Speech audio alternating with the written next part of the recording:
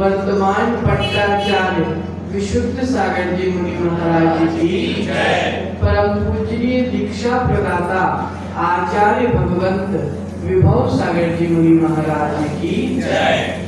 अहिंसामय विश्व जैन धर्म की जय। परम पूज्य मुनि श्री श्याम सागर मुनि महाराज की जय। मुनि संघ की जय।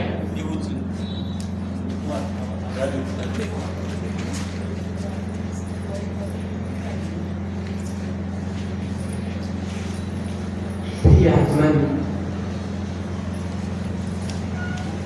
16 कारण भावनाओं की चर्चा चल रही है।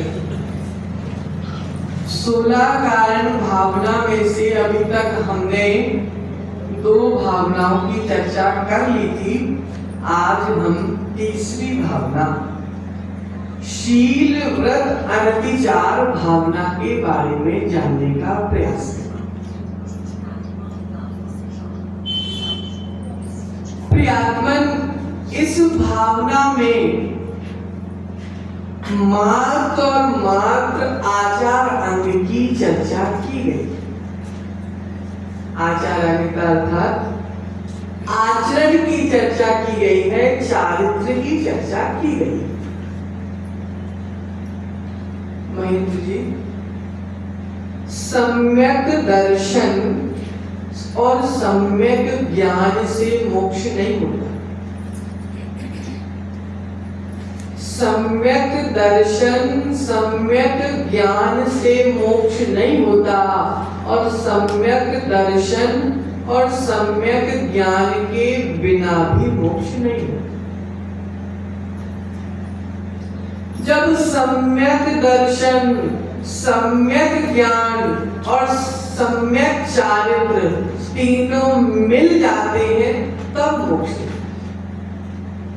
अर्थात सम्यक दर्शन और सम्यक ज्ञान के साथ सम्यक चारित्र अत्यंत आवश्यक है। आचार्य भगवंत कह रहे हैं दीदी कि मार्ग के बिना, मार्ग के अभाव में मार्ग का फल प्राप्त नहीं होता। मार्ग के बिना, मार्ग के अभाव में मार्ग का फल प्राप्त नहीं होता। शक्कर के बिना मिठास, शक्कर के बिना मिठास नहीं आती। उसी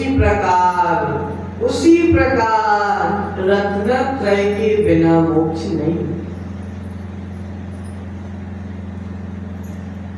मोक्ष मार्ग के बिना मोक्ष नहीं है।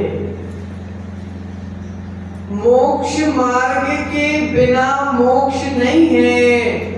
तो मोक्ष का मार्ग उमा स्वामी महाराज ने क्या बताया? सम्यक दर्शन ज्ञान चारित्राणी मोक्ष।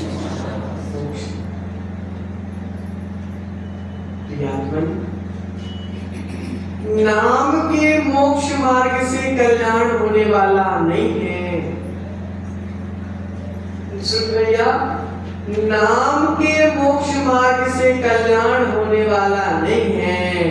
निरतिचार चारित्र के पालन से मोक्ष की प्राप्ति हो। महेंद्र जी, मिश्री जानते साहब? मिश्री मीठी होती है।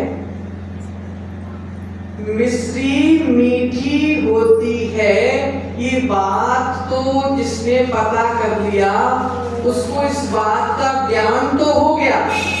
चिट्टू भैया, मिश्री मीठी होती है, इस बात को जानने से तुमको आनंद आने वाला।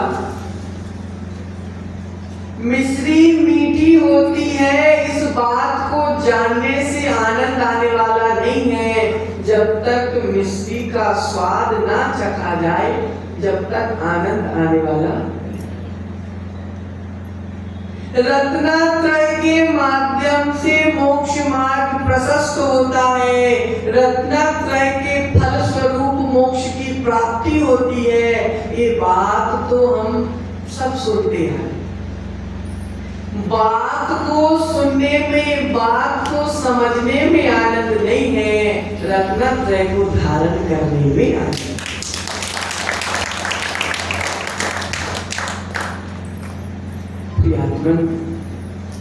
उन जीवों का पुण्य छीन है, उन जीवों का पुण्य छीन है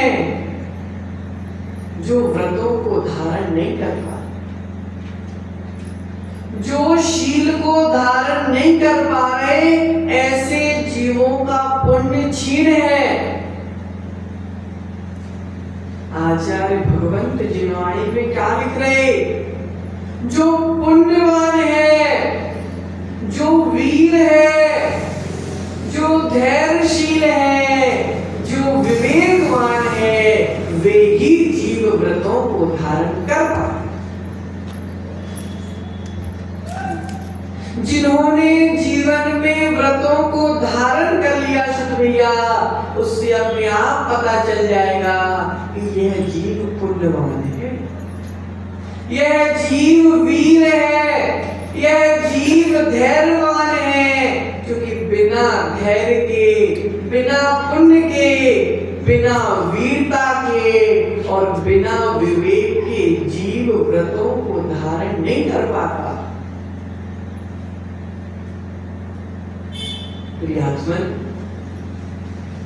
जिसे संयम के प्रति, जिसे संयम के प्रति लगाव हो, जो संयम की कीमत करता हो, जिसने संयम को द्रव्य रूप में धारण करने के साथ साथ भावों से भी धारण किया हो।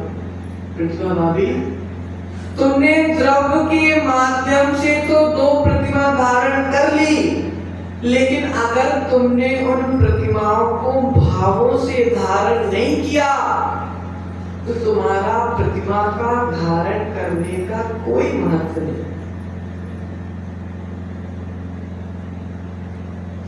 जो जीव संयम की कीमत नहीं करता शुद्ध भैया, जिसको यूं ही संयम मिल गया, जिसने संयम को प्राप्त करने के लिए पुरुषार्थ नहीं किया, जिसने ऊपर से संयम धारण कर लिया लेकिन भावों से संयम धारण नहीं किया, वह संयम का पालन निरतिचार नहीं कर सकता।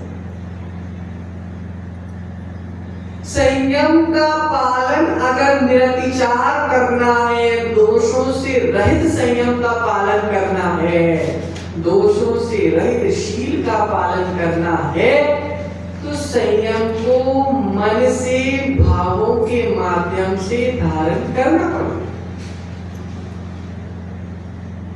जिन जीवों को व्रतों के प्रति, अपने शील के प्रति बहुमान नहीं है, वह जीव ही अव्रतों के रास्ते पर चलते हैं, कुशील के रास्तों पर चलते हैं।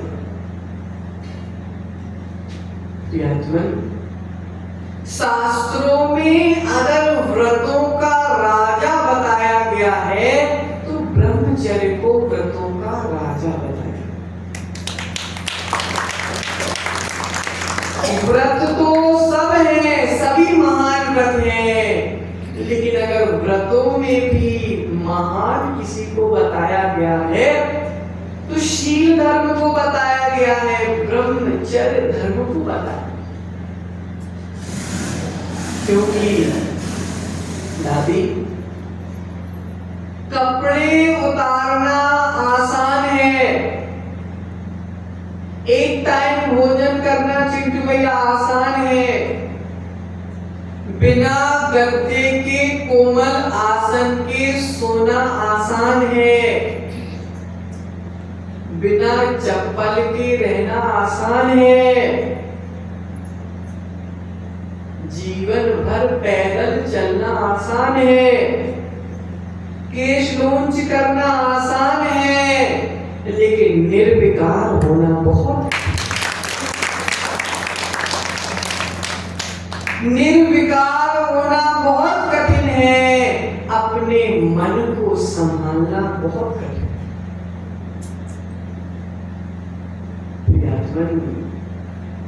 सुंदर से सुंदर स्त्री क्यों ना सामने आ जाए, सुंदर से सुंदर स्त्री क्यों ना सामने आकर विभिन्न विभिन्न रात भरी चेष्टाएं करने लगे, सुंदर से सुंदर स्त्री आकर कितनी भी चेष्टाएं कर ले, शुद्ध भैया दिगंबर मुनि का मन डोलता नहीं, दिगंबर मुनि का मन मचलता नहीं है। क्यों?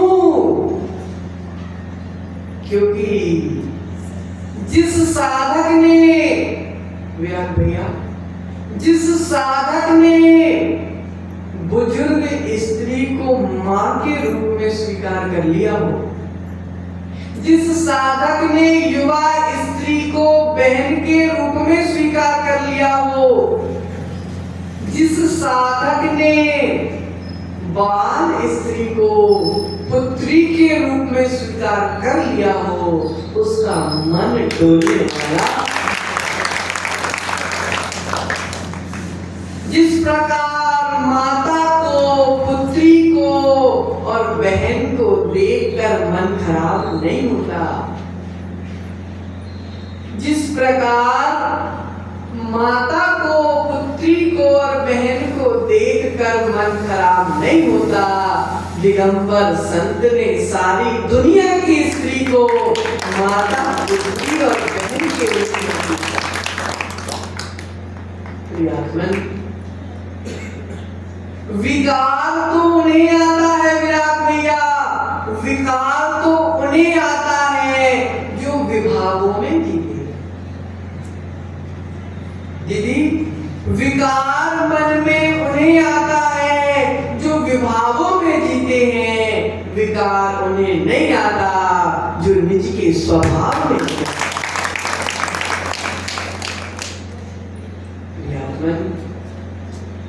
शील की रक्षा करना है, व्रतों की रक्षा करना है, उसके लिए एक ही तरीका है, हमको चारों प्रकार की विकथाओं से बचना है। अगर अपने व्रतों का, अपने शील का पालन निरंकार करना है तो हमको विकथाओं से बचना है।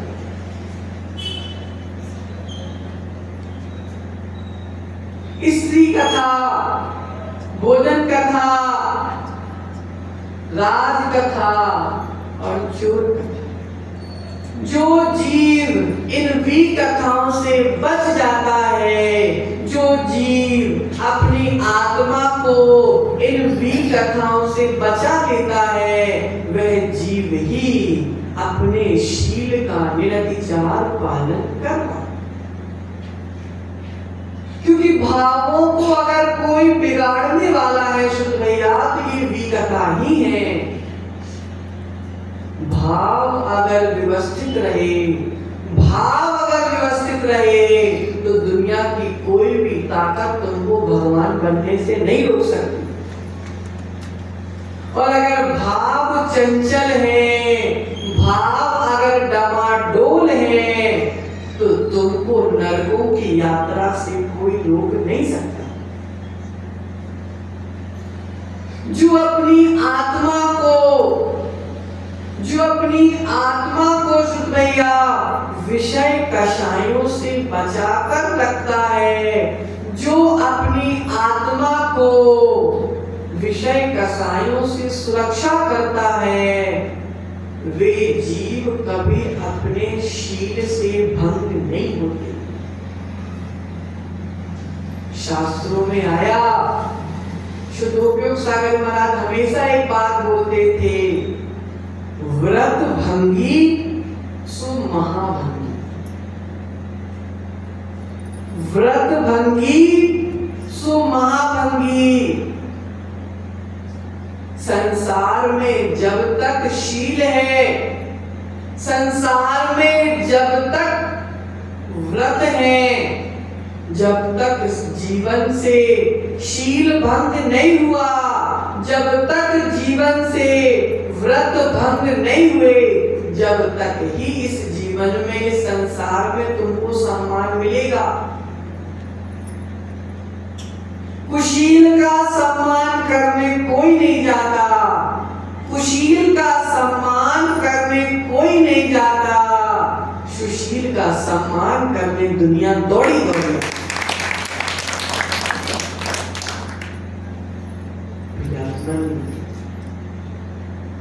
भैया सीता को देखो, सीता के शील को देखो। जब परीक्षा का समय आया, जब परीक्षा का समय आया तो अग्नि कुंड भी जल का कुंड बन गया।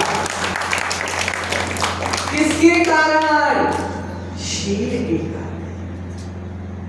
एक तिनके के सहारे, एक तिनके के सहारे महेंद्र जी रावण सीता का स्पर्श भी नहीं कर पाया। किसकी महिमा?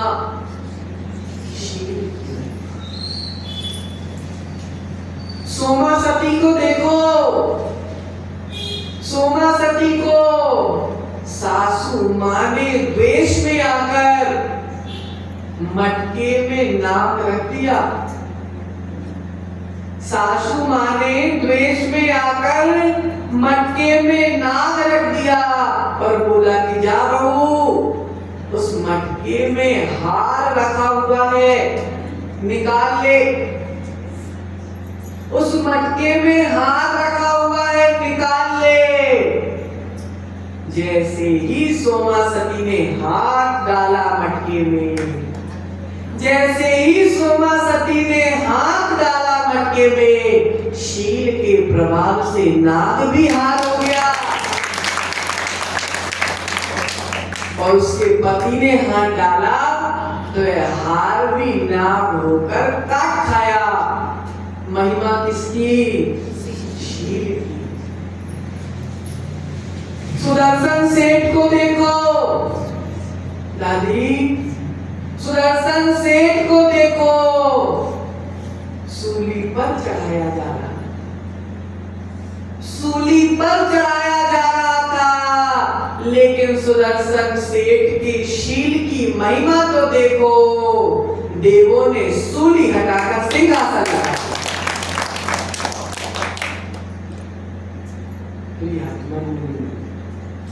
महिमा किसकी? आचार्य भगवंत कह रहे हैं कि शील की महिमा अनुपम है। शील की महिमा की तुलना किसी दूसरे से नहीं करी जा सकती। प्रियात्मन, शेर को देखो विराट भैया, शेर को देखो, शेर साल भर में मात्र एक बार विषय सेवन करता है। शेर मात्र साल भर में एक बार विषय सेवन करता है। शेर की शक्ति देखो, और उसी जगह आप सुअर को देखो, जो जब देखो जब विषय सेवन करके दिखाई देता है। सुअर की शक्ति भी देखो, बकरा बकरी हमेशा विषय सेवन में लिप्त रहते हैं, उनकी शक्ति देखो, और शेर की शक्ति। इसीलिए कर्म का उदय किसी को नहीं छोड़ता, कर्म का उदय किसी को नहीं छोड़ता सुनैया। शेर जंगल में बिना डरे विचरण करता है, और बकरा बकरी मैं करते करते काटे जाते। इसकी महिमा? शील की महिमा।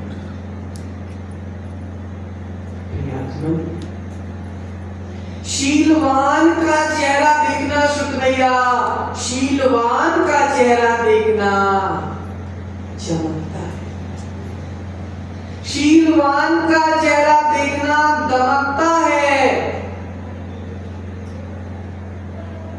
शीलवान के शरीर से पसीना भी खुशबू देता है। दिगंबर संत कभी नहाते नहीं, दिगंबर संत कभी डव पियर नहीं लगाते। सम्यक? दिगंबर संत कभी क्लिनिक प्लस नहीं लगाते, कभी सनसिल्क नहीं लगाते, लेकिन संत के बगल में देखना लगाने वालों से ज्यादा खुशबू आती। संतों के कमरे में जाके देखना अलग ही खुशबू आती है। क्यों? किसके कारण? शील के कारण, ब्रह्मचार्य के कारण, व्रतों के कारण।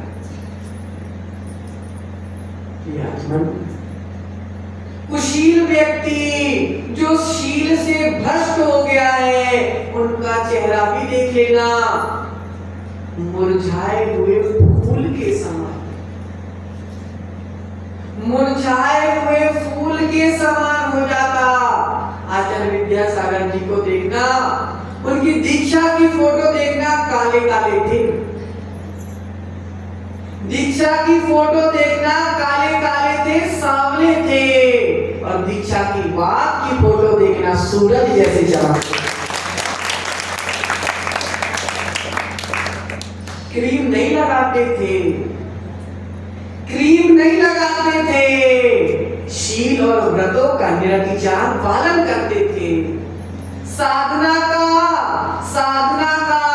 उत्कृष्ट अवस्था का पालन करते थे। इसलिए क्रीम लगाने वालों से ज्यादा चमकती।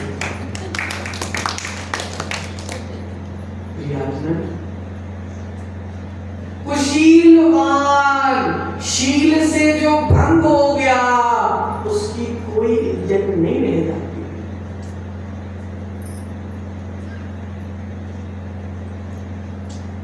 भोग करते समय, विषय सेवन करते समय बहुत आनंद आता है। विषय भोगों को भोगते समय बहुत आनंद आता है, लेकिन जब विषय भोगों का फल सामने आता है तो फिर रोना पड़ता है। रोना पड़ता है, फलानी बीमारी हो गई, ये बीमारी हो गई, वो बीमारी हो गई। बीमारी को लाने वाला कौन है? तुम्हारे कर्म ही तुम्हारी बीमारी को लाने वाले हैं। रोग सुन लिया, विषय सेवन करना, विषय सेवन करना शरीर में रोगों के आने का दरवाजा खोलना है। विषय भोगों का सेवन जो नहीं करते वे अधिकतम अपने जीवन में स्वस्थ रहते, क्योंकि उनकी शक्ति जो है वह विषय सेवन में खर्च नहीं हो रही, उनकी शक्ति तो जिनवाणी में खर्च हो रही।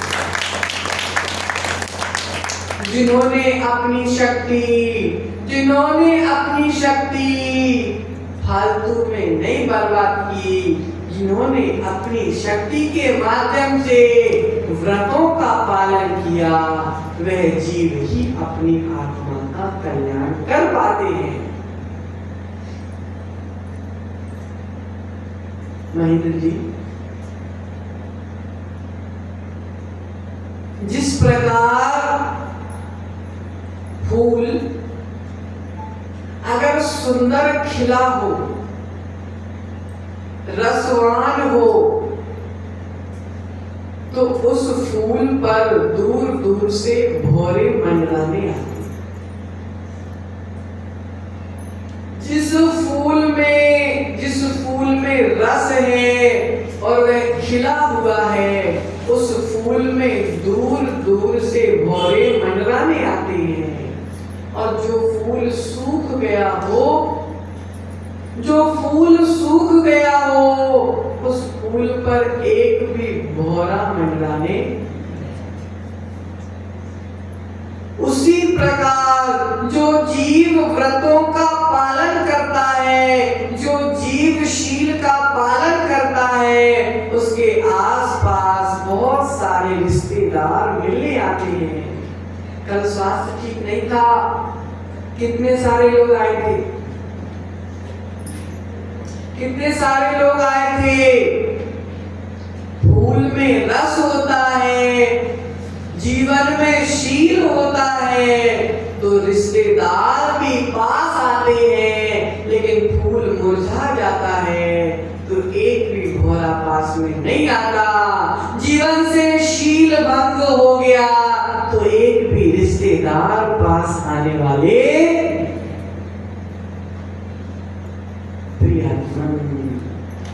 प्रियात्मन, जिसका नाम लेने से, शुक्रिया, जिसका नाम लेने से हम अपने आप को, जिनका नाम लेने से हम अपने आप को गौरवशाली मानते थे,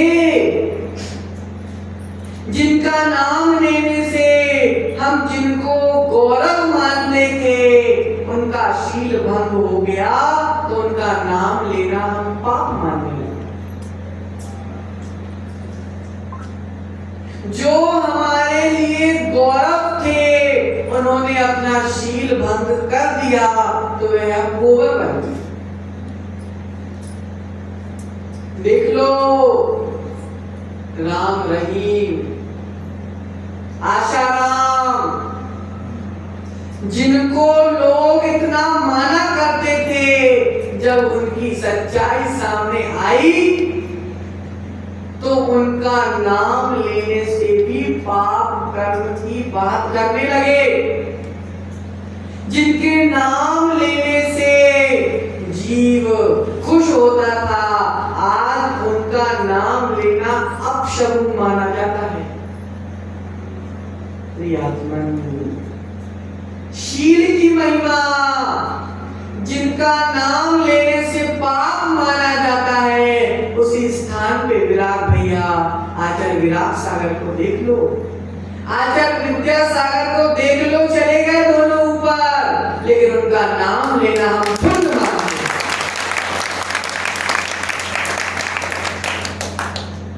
जो अभी जिंदा है, जो अभी जिंदा है लेकिन शील से भंग हो गए, उनको हम पाप मान रहे, और जो चले गए लेकिन निरतिचार शील का पालन करते गए, समय से पहले चले गए। आचार्य विराग सागर जी समय से पहले चले गए।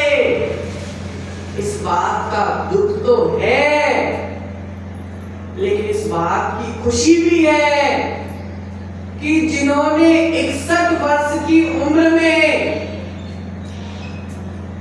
जिन्होंने 61 वर्ष की उम्र में 40 वर्ष का संयम का पालन,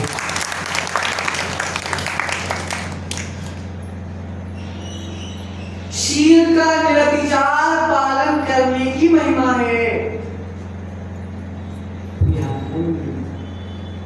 भैया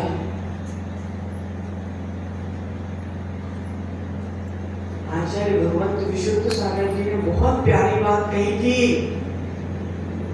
जो आज बाहर के लोग, अन्य लोग बोलते हैं कि दिगंबर मुनि नंगे क्यों रहते, दिगंबर मुनि नग्न क्यों रहते, बहुत अच्छी बात और बहुत बड़ी बात कही थी आचार्य श्री ने। विराग भैया, संसार का आनंद लेना हो, ध्यान से सुनो, संसार का आनंद लेना हो तो भी कपड़े उतारने पड़ते, संसार का आनंद लेना हो तो कपड़े उतारने पड़ते हैं, आत्मा का आनंद लेना हो तो भी कपड़े उतारने। संसार के आनंद के लिए कपड़े उतारोगे तो नर्क पहुंच जाओगे, लेकिन आत्मा के आनंद के लिए कपड़े उतारोगे तो मोक्ष होगा।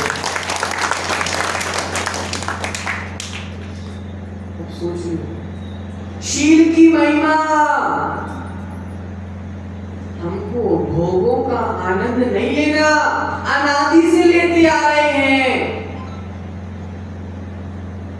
अनादि से ये पाप करते आ रहे हैं, अनादि से अपने शील को भंग करते आ रहे हैं, लेकिन अब शील भंग करने के लिए जीवन प्राप्त नहीं हुआ, शील भंग करने के लिए जीवन प्राप्त नहीं हुआ, हमको तो शील का पालन करने के लिए जीवन प्राप्त, व्रतों का निरतिचार पालन करने के लिए जीवन प्राप्त हुआ। इसीलिए अपने जीवन में अगर अपने व्रतों के प्रति अगर तुम्हारा समर्पण होगा तो तुम्हारे व्रत कभी भंग होने वाले। जिनको अपने व्रतों के प्रति सम्मान नहीं होता सुखैया, वे ही व्रतों से भंग हो जाते।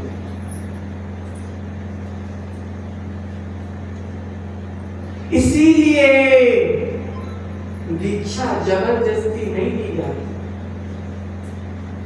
जिस प्रकार माँ बच्चे को पकड़कर जबरदस्ती मंदिर भेजती है, ऐसे जबरदस्ती दीक्षा नहीं दी जाती। दीक्षा जबरदस्ती नहीं दी जाती, दीक्षा तो आत्मा के भावों से ली जाती है। क्योंकि दीक्षा आज ले ली, कल छोड़ दी। यह मोक्ष मार्ग मजाक का मार्ग नहीं है। ये मोक्ष मार्ग मजाक का मार्ग नहीं है। यह मोक्ष मार्ग तो भगवान बनने वाला मार्ग है। इसलिए व्रतों को धारण ना कर पाओ कोई बात नहीं। व्रतों को धारण ना कर पाओ कोई बात नहीं, लेकिन धारण कर लिया है। अगर धारण कर लिया है तो धोखे से भी दोष ना लग जाए, इसका ध्यान रखना। व्रतों के धारण के बिना कल्याण होने वाला नहीं है, लेकिन व्रतों को धारण नहीं करना, व्रतों को धारण करने के साथ साथ उसका निरंतर पालन करना है।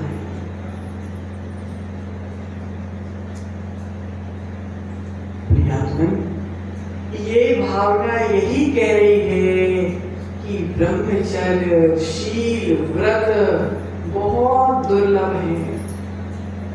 दादी, अनंत जन्मों के तुमने पुण्य किए थे जब तुमने व्रतों को धारण किया। दीदी, भव भव से भाव संजोए थे, भव भव से भाव संजोए के भाभी, तब तुमने व्रतों को धारण किया। लेकिन भव भव में ना भटकना पड़े, भव भव में ना भटकना पड़े, तो व्रतों का पालन निरंतर करना। क्योंकि व्रतों का धारण करना आसान है, लेकिन व्रतों का पालन करना कठिन है। व्रतों का धारण करना आसान है, लेकिन व्रतों का पालन करना बहुत कठिन है। देखा देखी में मोक्ष मार्ग पर नहीं निकला जाता। देखा देखी में मोक्ष मार्ग पर नहीं निकला जाता। राग से मोक्ष मार्ग पर नहीं निकला जाता। राग से मोक्ष मार्ग पर नहीं निकला जाता कि मेरा जेठ महाराज है तो मैं भी माता जी बन जाऊंगी। बात को समझना। मेरे परिवार का अगर कोई मुनि है शुद्ध भैया, तो मैं भी मुनि बन जाऊं। नहीं, मुनि का राग हो चाहे गुरु का राग हो, राग से मोक्ष मार्ग पर नहीं निकला जाता, भीतर के वैराग्य से मोक्ष मार्ग।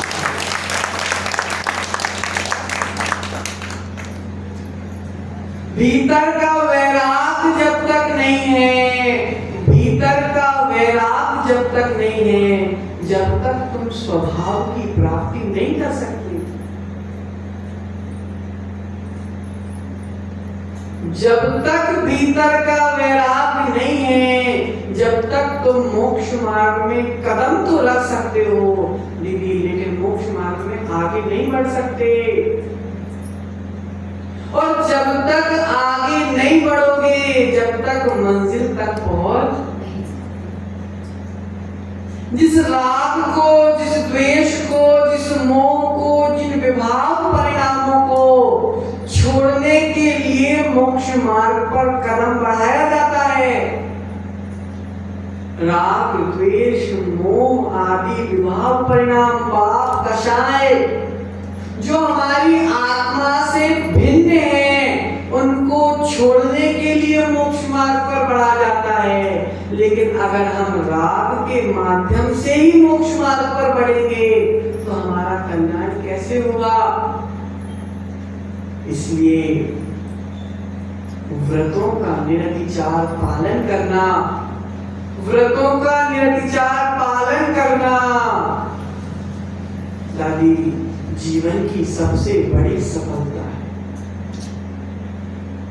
व्रतों का निरतिचार पालन करना इस पंचम काल में धोखे से कोई दोष हो जाए तो व्रतों से पीछे मत हटना। कपड़ा गंदा हो जाए तो प्रायश्चित के माध्यम से धो लिया जाता है। कपड़ा फेंका कभी कपड़ा गंदा हो जाए तो धो लिया जाता है, सुखा लिया जाता है, प्रेस कर लिया जाता है, फिर अलमारी में रख दिया जाता है। उसी प्रकार अगर व्रत में, अपने व्रतों में, चाहे महाव्रत हो चाहे अणुव्रत हो, अगर व्रतों में कोई दोष लग गया तो प्रायश्चित के माध्यम से धो लेना, आत्म निंदा के माध्यम से सुखा लेना और पुनः व्रतों में स्थिर होने की भावना भाकर अलमारी में रख लेना। कपड़ा फेंकना नहीं पड़ता, कपड़ा फेंकना नहीं पड़ता। उसी प्रकार व्रतों को छोड़ना नहीं पड़ता। पंचम काल है, हीन सहनन है, कर्मों के उदय से गलती हो सकती है, लेकिन व्रतों को छोड़ना नहीं है। अनंत जन्मों के पुण्य के माध्यम से हमको व्रतों की प्राप्ति हुई, लेकिन अगर हम छोटे के दोष के कारण व्रतों को छोड़ देंगे, फिर भगवान जाने हमको कितने भावों में फिर से पुण्य करना पड़ेगा, फिर व्रतों की प्राप्ति होगी। उसी प्रकार किसी साधु से कोई गलती हो जाए, श्रुत भैया गुरु के माध्यम से शास्त्रों में स्पष्ट लिखा, मूलाचार्य जी में स्पष्ट लिखा, ऐसी कोई भी गलती नहीं है, बड़ी सी बड़ी गलती और छोटी सी छोटी गलती, ऐसी कोई भी गलती नहीं है जिसका शास्त्रों में आचार्यों ने प्रायश्चित नहीं बताया। ऐसी कोई भी गलती नहीं है जिसका प्रायश्चित शास्त्रों में नहीं है। लेकिन अगर साधु से गलती हो जाए, साधु से गलती हो जाए तो आजकल नया शौक चल रहा है, श्रावक साधुओं को कपड़े पहना, श्रावक साधुओं को कपड़े पहना रहे, जिनवाणी का विरोध कर। वही बोला कि अगर साधु से गलती हो गई तो उसका गुरु तो जिंदा है, उसका गुरु सक्षम है कि उसको प्रायश्चित आदि देने के माध्यम से उसके दोषों की सफाई गुरु कर सकता है। लेकिन तुमने बिना स्थिति को जाने पहचाने स्थिति अंग को भ्रष्ट कर दिया, स्थिति अंग को भ्रष्ट कर दिया। आजकल विपरीत परिस्थिति चल रही है। श्रावक अपने मूल गुण जाने या ना जाने दादी, श्रावक से अगर पूछोगे तुम्हारे मूल गुण कितने हैं तो नहीं बता पाएगा, लेकिन मुनि के मूल गुण पूछोगे तो पूरे गिना। आचार्य क्या कह रहे, अपनी गिरवान में झांक कर देखो कि मैं कितने पानी में हूं। मैंने तो कपड़ा नहीं छोड़ा, मैंने तो भोगों को नहीं छोड़ा, मैंने अपने बच्चों को नहीं छोड़ा, मैंने पत्नी को नहीं छोड़ा, मैंने पैसे को नहीं छोड़ा। जिनने छोड़ दिया हम उनमें दोष निकाल रहे। प्रियात्मन, हम अपने आगे का भाव खराब कर रहे, इसलिए दोषों की सफाई करना है, दोषों के कारण व्रतों को नहीं छोड़ना। जो जीव मुनि का तो क्या है, हमने उस दिन बताया था, मुनि से छोटा दोष हो जाए तो भैया 2 टाइम प्रतिक्रमण करके सफाई हो जाएगी, और बड़ा दोष हो जाए तो 15 दिन के प्रतिक्रमण में सफाई हो जाएगी, और बड़ा दोष हो जाए तो 4 महीने वाला प्रतिक्रमण में सफाई हो जाएगी, और बड़ा दोष हो जाए तो साल भर वाले प्रतिक्रमण में सफाई हो जाएगी, और बड़ा दोष हो जाए जीवन भर दोष चलते रहे तो समाधि से पहले उत्तमार्थ प्रतिक्रमण में सफाई हो जाएगी। लेकिन श्रावक की सफाई कब होगी? श्रावक की सफाई होने वाली इसीलिए याद रखना, किसी गुरु से दोष हो जाए तो उस दोष की सफाई करके गुरु को वापस धर्म में लगा देना। अगर तुमने गुरु को कपड़े पहना दिए या गुरु को कपड़े पहनाने की भावना भी पाली, तुमने मुनि की हत्या कर दी। मुनि की हत्या का दोष लगता है। तुमने जिन शासन के एक मुनि को मार डाला, क्योंकि तुम सर्वज्ञ नहीं हो, उनसे गलती हो गई।